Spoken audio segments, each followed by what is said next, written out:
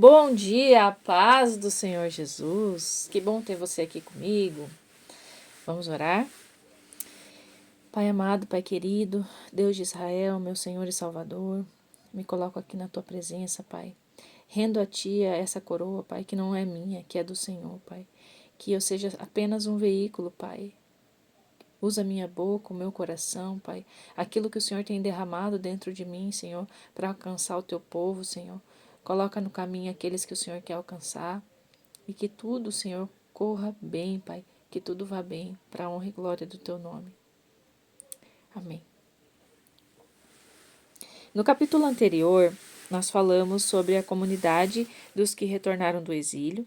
Em Atos dos Apóstolos, Paulo e Barnabé intervêm na procissão em que o povo de Antioquia quis adorá-los como deuses, Zeus e Hermes.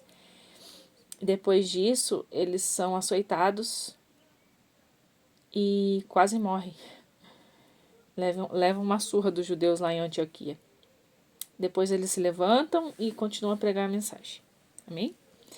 Hoje nós vamos ler 1 Crônicas, do 9 ao 11. Os descendentes de Saul.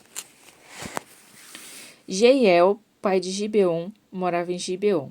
Sua mulher chamava-se Maaca. Abdon era o filho mais velho. Os outros eram Zur, Quis, Baal, Ner, Nadab, Gedor, Aiô, Zacarias e Miclote. Miclote foi pai de Simeia e eles moravam na mesma região dos seus parentes em Jerusalém. Ner teve Quis foi pai de Saul. Saul foi pai de Jonatas, Malquizua, Abinadab e Esbal.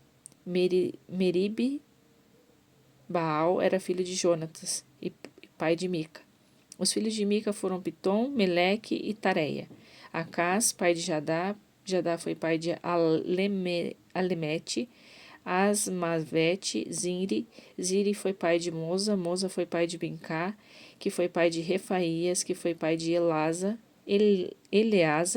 que foi pai de Azel. Azel teve filhos. Zim, Azricão, Bocru, Ismael, Searias, Obadias e Onã. Todos esses foram os filhos de Azel. Os filisteus saíram para atacar Israel e os israelitas fugiram dos filisteus, mas foram derrubados no monte Gilboa. Os filisteus perseguiram Saul e seus filhos e mataram Jonatas, Abinadab e Malquizua. A batalha intensificou-se contra Saul até que o flecheiro os alcançaram e feriram. Saul disse ao seu escudeiro: Pegue a sua espada e mate-me, antes que os pagãos profanos me humilhem. Mas seu escudeiro, por medo e respeito, não o matou. Então Saul pegou sua própria espada e se suicidou. O escudeiro, apavorado com a morte de Saul, se matou também. Foi assim que os 4, Saul e os seus 3 filhos, morreram. Quando os israelitas que viviam no vale viram que o exército tinha fugido e que Saul e seus filhos estavam mortos, eles abandonaram suas cidades e fugiram. Os filisteus, então, ocuparam as cidades. No dia seguinte, os filisteus foram saquear os derrotados e encontraram Saul e seus filhos mortos no monte Gilboa. Eles recolheram tudo o que era de Saul, cortaram sua cabeça e levaram sua armadura. Percorreram toda a terra dos filisteus, exibindo e anunciando a vitória entre seus ídolos e o povo. Puseram a armadura de Saul no templo dos seus deuses e sua cabeça como troféu no templo do deus Dagom.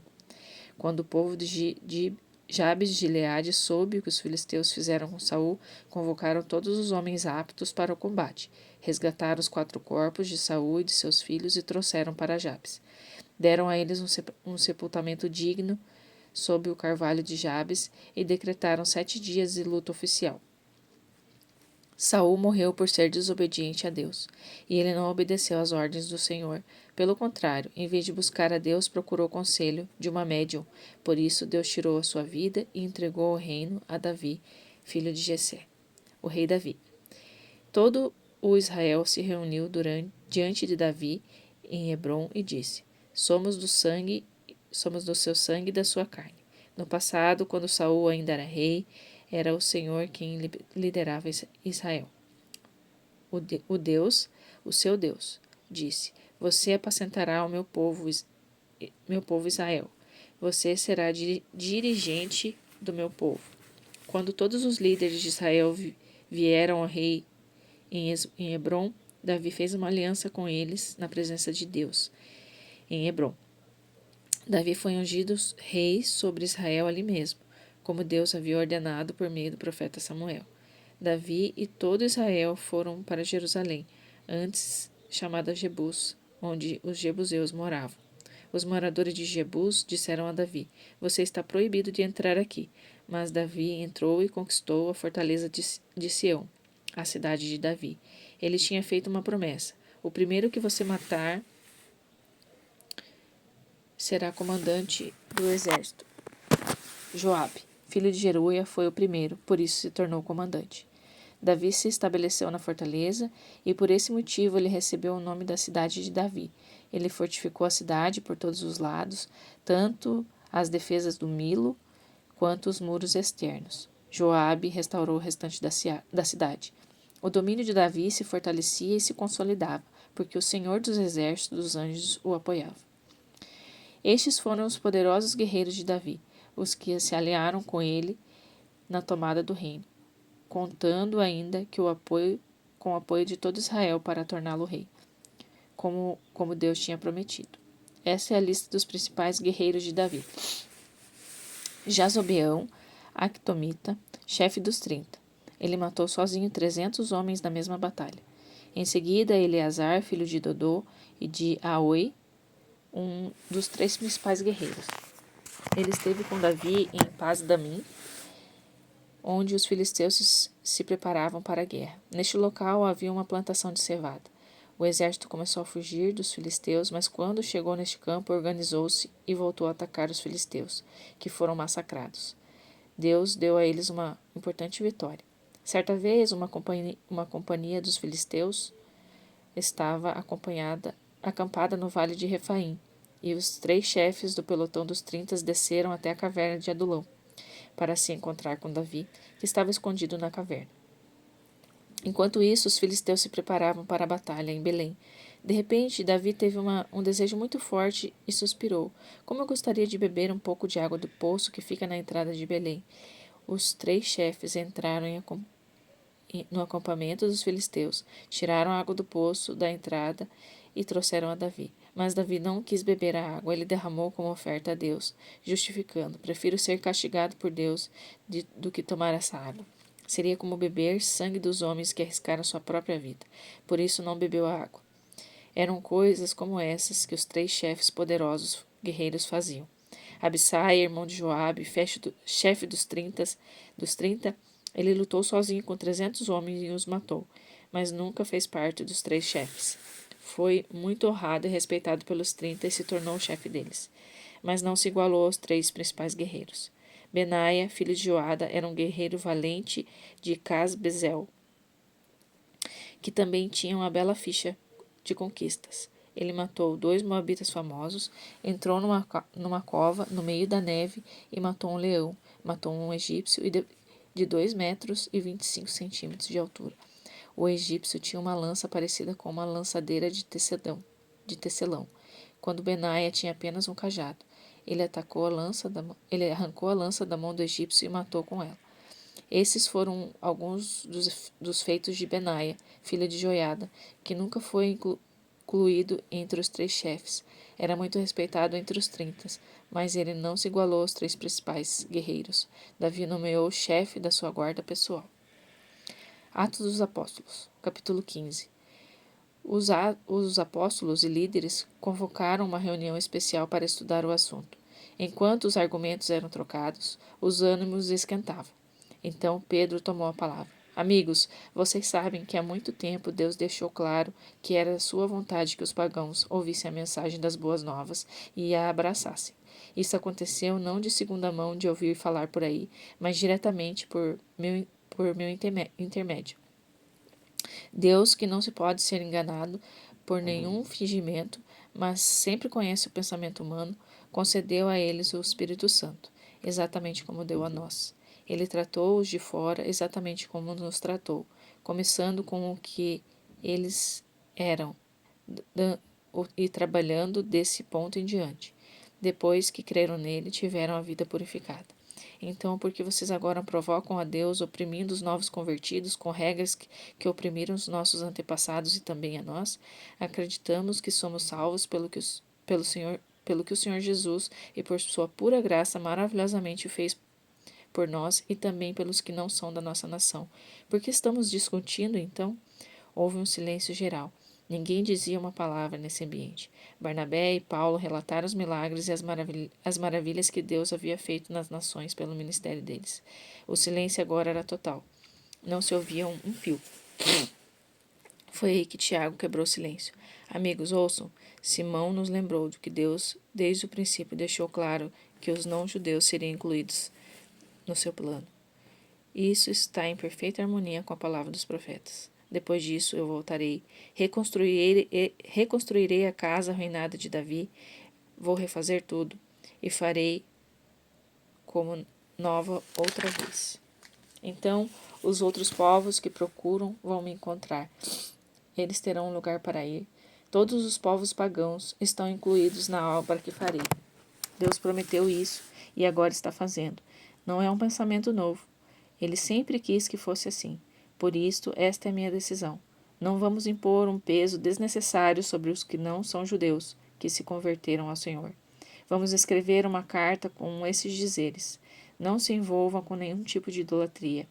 Guardem a pureza moral, sexo no casamento. Não sirvam comida oferecida aos judeus cristãos, como é o caso do sangue, da carne ritualmente impura. Essa é a essência da lei de Moisés, pregada e honrada há séculos, a todos os sábados, em todas as cidades que habitamos. Todos concordaram, apóstolos, líderes e todos os presentes. Eles escolheram Judas, também chamado Barsabás, e Silas, ambos respeitados na igreja, e enviaram na companhia de Paulo e Barnabé com esta carta. Dos apóstolos e líderes, amigos de vocês, aos nossos amigos de Antioquia, Síria e Cilícia, saudações. Ouvimos falar que alguns homens das nossas igrejas procuraram vocês com ideias que os confundiram e entristeceram. Esclarecemos que eles não foram autorizados por nós. Nós não o enviamos. Concordamos agora unanimemente em escolher representantes para enviá-los a vocês como os nossos bons amigos, Barnabé e Paulo. Escolhemos homens confiáveis como Judas e Silas, e eles enfrentaram a morte por várias vezes por causa do nosso Senhor Jesus Cristo, e nós os enviamos para confirmar um novo encontro face a face com vocês, o que registramos por escrito. Pareceu bem ao Espírito Santo e a nós que vocês não fossem entristecidos por nenhum peso. Acatem apenas essas exigências básicas. Não se envolvam com nenhum tipo de idolatria, não sirvam comida ofensiva aos judeus cristãos, como é o caso do sangue da carne ritualmente impura, e guardem a pureza moral no sexo e no casamento. Essas orientações são suficientes para que sejam mantidas relações agradáveis entre nós. Deus seja com vocês. Amém. Salmo 83. Ó Deus, já perdi a paciência com eles. Acaba logo com esta gente. Eles são ervas no solo improdutivo do deserto, galhos chamuscados no chão queimado. Retira o ar deles, até que ofegantes digam o teu nome, Deus. Leve-os até o limite e deixá-los lá pendurados e desamparados. Então aprenderão teu nome, Deus, o único, incomparável Deus Altíssimo sobre a terra. Aleluia. Eu separei aqui o trecho de Atos 15, que fala assim: depois disso eu voltarei, reconstruirei a casa arruinada de Davi, vou refazer tudo, eu a farei como nova outra vez. Então os outros povos que procuravam vão me encontrar, e eles terão um lugar para ir. Todos os povos pagãos estão incluídos na obra que farei. Pai amado, Pai querido, em nome do Senhor Jesus, Pai, nós somos esse povo, Senhor. Desperta-nos, Pai. Despertam aqueles que dormem, Senhor. Aqueles que estão distantes dos teus caminhos, Senhor. O Senhor preparou um lugar. O Senhor preparou um espaço. O Senhor separou um lugar para a gente, Pai. Os gentios. E eu peço, Pai, em nome do Senhor Jesus, que o Teu Espírito Santo que opera em nós, Pai, possa alcançar cada vida, Senhor. Cada filho, cada alma que é sua, Pai. para voltar para a tua casa, Senhor. Em nome do Senhor Jesus, levanta, Pai, esses que ouvem, Pai, para despertar aqueles que dormem, Pai. Em nome do Senhor Jesus, Pai, aviva a tua igreja, aviva a tua noiva, aviva a tua esposa, Pai, para a tua volta, Senhor. Que nenhuma ovelhinha tua se perca, Pai, que nenhuma alma se perca, Senhor. Para a honra e glória do nome de Jesus. Eu sei, Pai, que o Senhor as escolheu. Eu sei, Pai, que o Senhor as amou. Então, Pai, em nome do Senhor Jesus, eu peço, eu clamo pelo sangue do Cordeiro, Pai, que o Senhor possa alcançar cada alma sua, Pai, e que nós possamos todos estar reunidos no céu, te adorando, te exaltando, Pai, trabalhando contigo no teu reino, Pai, para a honra e glória do teu nome, Senhor. Hoje e sempre eu oro. Amém. Aleluia. Glória a Deus.